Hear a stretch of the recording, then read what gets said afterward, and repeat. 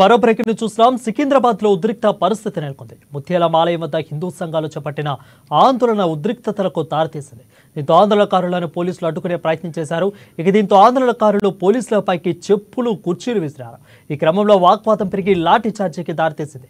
కాగా ఇటీవల సికింద్రాబాద్ మోండా మార్కెట్ సమీపంలోని కుమ్మరిగూడల ముత్యాల ఆలయంలో అమ్మవారి విగ్రహాన్ని కాలితో తన్ని ధ్వంసం చేసిన ఘటన హిందువులను ఆగ్రహానికి గురిచేసింది.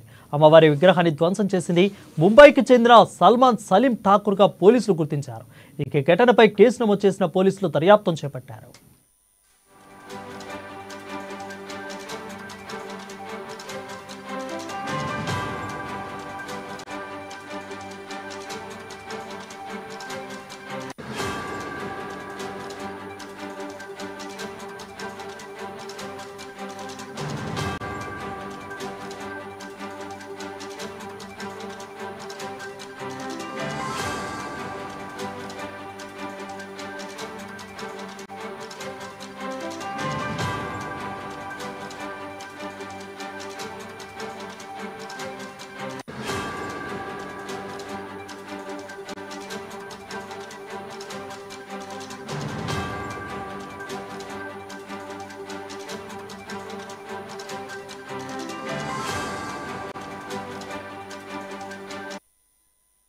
ఇక్కడే చూస్తున్నాం. సికింద్రాబాద్ లో ఉద్రిక్త పరిస్థితి నెలకొంది. ముత్యాల ఆలయం వద్ద హిందూ సంఘాలు చేపట్టిన ఆందోళన ఉద్రిక్తతలకు దారితీసింది.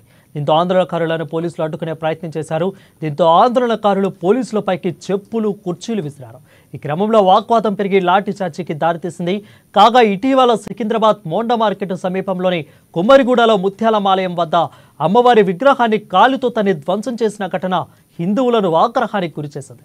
అమ్మవారి విగ్రహాన్ని ధ్వంసం చేసింది ముంబైకి చెందిన సల్మాన్ సలీం ఠాకూర్గా పోలీసులు గుర్తించారు. ఈ ఘటనపై కేసు నమోదు కూడా చేశారు పోలీసులు.